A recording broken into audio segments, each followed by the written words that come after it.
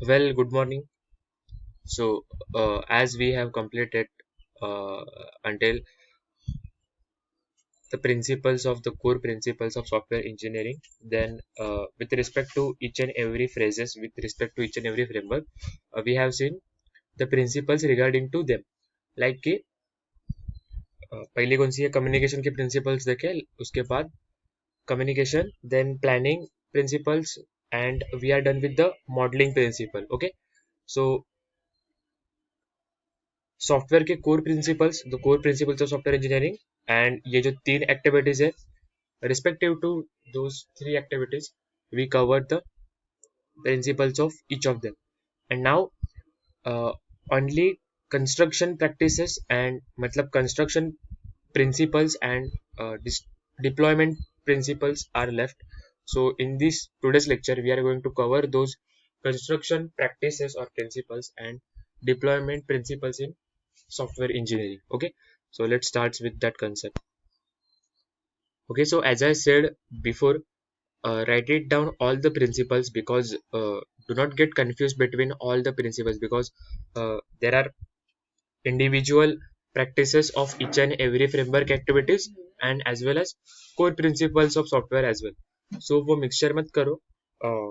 Keep track between all of them and try to remember, uh, try to segregate those principle into their respective category. Okay, so see here, preparation principle मतलब coding. जो construction मतलब क्या, construction में हम लोग क्या करते हैं, एक्चुअल कोडिंग, एक्चुअल जो काम है हम लोग का वो कर रहे हैं हम लोग. और हम लोग का काम क्या है, to design software, to implement software, to build software, and to do that we have to code. Okay, मतलब कोडिंग के अलावा हम लोग कुछ कर ही नहीं सकते. सो our main focus is for the coding task, and to do that coding and testing, code करो, test करो. If the code is wrong, फिर से टेस्ट करो. If the code is right then go ahead, move ahead.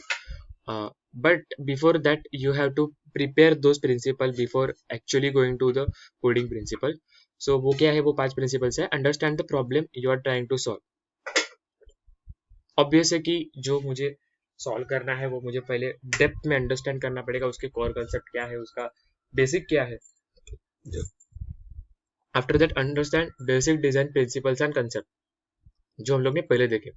Pick a programming language that meets the needs of the software to the hill and the environment in which it will operate.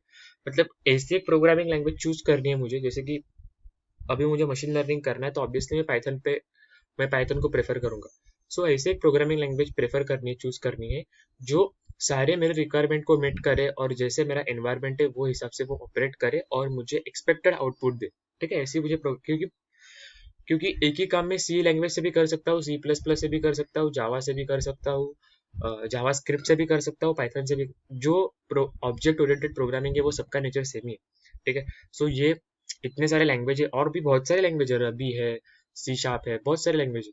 So database की भी अलग अलग language है, SQL, PHP, MySQL, उसके बाद अपना Microsoft का है एक्सेस. सो वो लैंग्वेज चूज करने के टाइम वो मेरे इन्वायरमेंट पे फिट हो रही है कि नहीं, या फिर जो एम्प्लॉय मेरे पास है उन लोग को वो लैंग्वेज आ रही है कि नहीं, ये सारी चीजें मुझे मैटर करती है, वो सारी चीजें मुझे ध्यान में रखनी चाहिए. ओके, तो the next is select a programming environment that provides tool that will make you work easier. अभी प्रोग्रामिंग एनवायरमेंट मतलब जैसे कि ऑपरेटिंग सिस्टम फॉर एग्जाम्पल हो गया. Okay, so to to do the web development task we prefer the Linux operating system over Windows या फिर Mac रहेगा. ठीक है, सो ये वेब डेवलपमेंट के लिए मैंने बोला.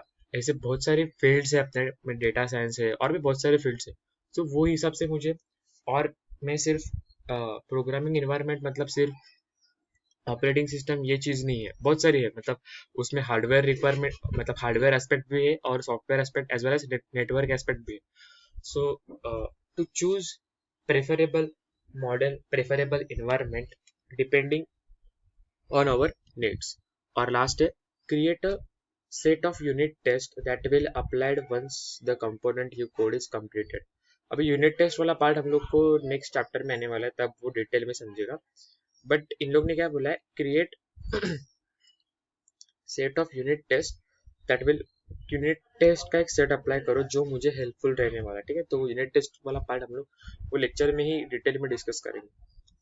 Okay, now actual coding principles, ये देखो 8 प्रिंसिपल्स है। सो फर्स्ट क्या है, अभी ये बहुत ही इजी है कोडिंग प्रिंसिपल, मतलब कुछ जैसे कि पहले हम लोग ने देखा कम्युनिकेशन के टाइम कि बहुत ही मुझे फोकस्ड रहना पड़ेगा। अभी यहाँ पे भी मैं इम्पोर्टेंट टास्क के साथ डील कर रहा हूँ। We can say it is the core part of our entire framework activities, क्योंकि कम्युनिकेशन, प्लानिंग, मॉडलिंग या फिर डिप्लॉयमेंट, ये सब सपोर्टिंग एक्टिविटीज है। एक्चुअली मुझे सॉफ्टवेयर डेवलपमेंट या फिर इंजीनियरिंग में क्या करना है, इंजीनियर्ड करना है, सॉफ्टवेयर को बनाना है, और वो मैं कोडिंग से कर रहा हूँ। ओके, बट वो उतना भी इजी भी है। इजी मतलब ये प्रिंसिपल्स हम लोग को मालूम है as a software engineering, as a software engineer. Basic ethics क्या है, we are too familiar with them. So first is constrain your algorithm by following structured programming practice. So uh, before jumping on the actual coding task, make sure that you have created one appropriate algorithm, और algorithm बनाना ही है. It is a good practice, means एक अच्छा programmer algorithm एक अच्छा algorithm बनाता ही है. Then second is select data structure that will meet the needs of the design. Okay, उसके बाद data structure मुझे set करना है. तो data structure क्या है, ये चीज आपको आई गेस यही सब सेम में वो data structure सब्जेक्ट है आपको. So data structure is nothing about कौन से data types यूज करने वाला हूँ मैं, कौन से टाइप का डेटा में यहाँ पे, जैसे कि आधार कार्ड है तो आधार कार्ड के लिए कौन सा टाइप का डेटा रिक्वायर्ड है, व्हाट्सएप का एप्लीकेशन बना रहा हूँ तो उसके लिए कौन सा डेटा रिक्वायर्ड है. वो डेटा स्ट्रक्चर, ऑब्वियसली ये टर्म इन जनरल नहीं है, it is the programmatic term, and वो आपको पता चल जाएगा डेटा स्ट्रक्चर के सब्जेक्ट में. बहुत सारे उसमें फॉर्म्स रहते हैं, डेटा कैसे डिजाइन करना है मुझे, वो बेसिकली हम लोग यहाँ पे डिसाइड करते हैं. Okay, then the next is third is understand the software architecture and create interfaces that are consistent. So architecture decide करो पहले. आर्किटेक्चर मतलब एंटायर, मतलब लॉग इन पेज से लेके फिर लॉग आउट तक जो मेरा सॉफ्टवेयर का डिजाइन है, that is nothing about my architecture. And create interfaces that are consistent. Interfaces मतलब यूआई मुझे जनरेट करना है, लॉग इन के लिए यूआई बनाना है, तो उसके बाद फिर होम पेज के लिए यूआई बनाऊंगा, सर्विसेज के लिए यूआई बनाऊंगा. सो वो आर्किटेक्चर को सामने रखते हुए मुझे वो कंसिस्टेंट यूआई बनाना है. ठीक है, और ये सारी चीजें मुझे ध्यान रखनी है. प्रिंसिपल्स मतलब क्या, प्रिंसिपल मतलब एक रूल्स बोल सकते हैं, या फिर हम लोग बोल सकते हैं कि that is the ethics to follow while you are dealing with the actual task, actual that task. और टास्क कौन सा अपना, कोडिंग. सो कोडिंग करते टाइम ये मुझे बातें ध्यान में रखनी है. Then the next is keep conditional statement as simple as possible. Means do not create the unnecessary complications. जितना सिंपल हो सके उतना बनाओ, because simple is the key to success. या फिर हम लोग ऐसा बोल सकते हैं कि जितना सिंपल हो सके उतना वो अट्रैक्टिव भी रहेगा और कस्टमर उतना सेटिस्फाई होने वाला है उससे. Then the next is create nested loops in a way that makes them easily testable. Nested loops means क्या है, आप लोग को मालूम है, हम लोग ने सी में देखा था, एक लूप के अंदर लूप. सो ऐसे लूप्स मुझे बनाने हैं in way that makes them easily testable. So हम so create test nested loops means loop inside the loop. ऐसे एक डायरेक्टरी, एक स्ट्रक्चर बनाओ, because that makes them easily testable. So हम लोग इजीली उसे टेस्ट कर सके, एक लूप के अंदर एक लूप है तो.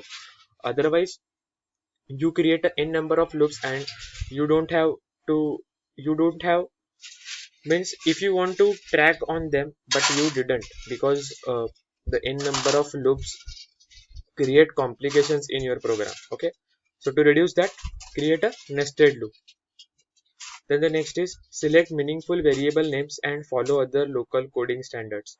मतलब जो आप वेरिएबल बनाने वाले हो, क्योंकि कोडिंग मतलब क्या, आप लोग प्रोग्राम कर रहे हो, एक्चुअली प्रोग्राम कर रहे हो. हम लोग सी का एग्जांपल देखते हैं, बिकॉज आप लोग को सी पता है. ठीक है, सी प्लस प्लस भी पता है. So C plus plus, C plus plus दोनों भी सेम ही है. सपोज वहाँ पे मैं एक वेरिएबल क्रिएट करना चाहता हूँ and I am creating a variable name as int A. हाँ, और कंसिडर करते हैं कि वो एप्लीकेशन हमारे कॉलेज के लिए हम लोग बना रहे हैं, and the a variable tells users that the A is the name of student. Okay, so instead of name of student we can write the A. So we didn't make sense of that A variable. Okay, so उसके लिए क्या करना है, select meaningful variable. मतलब अगर name of student है so you can write that name of student, you can write the variable as name of student. Okay, so उससे पता चलेगा आपको कि एग्जैक्टली क्या है। उसके बाद है right code that is self documenting, आपको ट्रैक होना चाहिए, आप डॉक्यूमेंटेशन कर सकते हो, ऐसा एक कोड आपको बनाना है।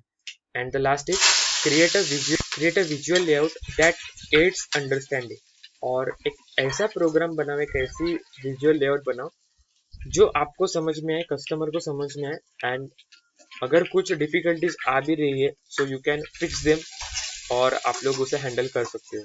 ऐसा एक आपको कोड बनाना है, और ये कोडिंग के लिए आपको प्रिंसिपल्स याद में रखें, ठीक है। उसके बाद है after you have completed your first coding pass, be sure, मतलब कोडिंग होने के बाद अभी वैलिडेशन करना है। Validation is nothing about am I building the right product, अभी हम लोग को प्रोसेस पे फोकस नहीं करनी। Validation is nothing about am I building the right product, right पे फोकस करना है। अभी प्रोडक्ट कैसे बना है वो मुझे मालूम नहीं है। Okay, I have to focus on the product is right और रॉन्ग। तो उसके लिए भी ये 4 चीजें इंपॉर्टेंट है। First is build architectural infrastructure, इसमें सब आर्किटेक्चरल मतलब स्टार्टिंग से लेके जैसे ऑलरेडी बोला वो एक प्रॉपर आर्किटेक्चरल इंफ्रास्ट्रक्चर बिल्डअप करो। Then build software component, okay, जो भी नेसेसरी कंपोनंट है गॅदर देम आणि ते एका जागी व्यवस्थित फिट करून ते आपल्या सॉफ्टवेअरमध्ये कसे यूज होतील त्याकडे लक्ष द्यायला पाहिजे। तिसरं आहे युनिट टेस्ट द कंपोनंट्स, आता युनिट टेस्ट आधी पण आलेलं आणि आता पण येते, which is the most important part. But ठीक है, जैसे कि मैंने ऑलरेडी पहले भी बोला की आपण हे नंतर पुढच्या लेक्चरमध्ये बघूया, की जेव्हा ऍक्च्युअल मध्ये डिटेलमध्ये बघू तेव्हा in the next lecture where the topic included as a unit testing. On that topic we are going to see the depth concept of unit testing. okay, आणि शेवटचा आहे integrate completed components into architectural infrastructure, आणि जे आपण individual test केल्या ते एका याच्यामध्ये buildup करायचे। ठीक आहे, कोडिंग नंतर आहे testing principle. So there are 5 testing principles. First is all test should be traceable to customer requirements. Coding फक्त हवेत करायची नाही, means you have to generate test cases and all that test cases should be traceable to customer requirements. Means there is one connection between customer requirements and your testing procedure. Okay, if this is happening then you have to say you are on the right track, you are on the right path. Okay, second is test should be planned long before testing begins. मुझे plan करना पड़ेगा कि एक महीने में मुझे खत्म करना है, एक वीक में खत्म करना है, या फिर एक दिन में खत्म करना है। I am not deciding, I am not implementing the test without deadline. अगर कुछ डेडलाइन नहीं है तो मैं ऐसे लाइफ टाइम टेस्टिंग करते ही जाऊंगा। ठीक है, तो you have to be prepare that कि एक महीना एक साल जो कुछ भी है आपका वो हिसाब से आपको वो टेस्टिंग करना है। Then the next is the Pareto principle applies to software testing. So okay, so focus ये रहेगा कि at least 80% of all errors cover कर दो, क्योंकि आप लोग सब तो एरर कवर नहीं कर सकते। Do not gate indulge into solve 100% errors. Okay, 20% वो रहने ही वाला है, बिकॉज थोड़े बहुत 20 या फिर 10% रहने ही वाला है। सो टेस्टिंग के टाइम अगर 80% भी वो एरर कवर कर रहा है so that is okay, that is not okay, that is क्या बोल सकते हैं हम लोग, better. Okay, so move ahead with your plan if the testing procedure covers the 80% of the errors. Then the next principle is testing should begin in the small and progress toward testing in the large. मतलब पहले छोटे छोटे testing करो and then move forward to the large section. So आप लोग अगर directly large पे जाओगे तो कंफ्यूजन क्रिएट होगा, कॉम्प्लिकेशंस और बढ़ेंगे। And last is exhaustive testing is not possible. Means in the small scale business you, मतलब ऐसा कोई मॉडल ही नहीं है जो पूरे के पूरे जितने भी डिलीवरेबल्स है वो सारे के सारे टेस्ट करे। ठीक है, so exhaustive testing is not possible, it is impossible. So make sure that your module covers the main aspect of the program, main aspect of the software, और उतना भी हो गया तो वो बहुत ज्यादा है। ठीक है, so we are done with the coding principles and now the last is deployment. So next lecture में हम लोग ये जो छोटे 5 डिप्लॉयमेंट के प्रिंसिपल्स है वो 5 प्रिंसिपल्स देख लेंगे, और उसके बाद जो रिक्वायरमेंट इंजीनियरिंग टॉपिक है, क्योंकि अब तक हम लोग बहुत पीछे, सेकेंड चैप्टर भी खत्म नहीं हुआ अपना। ठीक है, 1.5 चैप्टर खत्म हुआ। सो अभी थोड़ा फास्ट पिकअप करना पड़ेगा, तो नेक्स्ट लेक्चर से हम लोग वो ग्रिप से आगे जाने वाले हैं, ठीक है।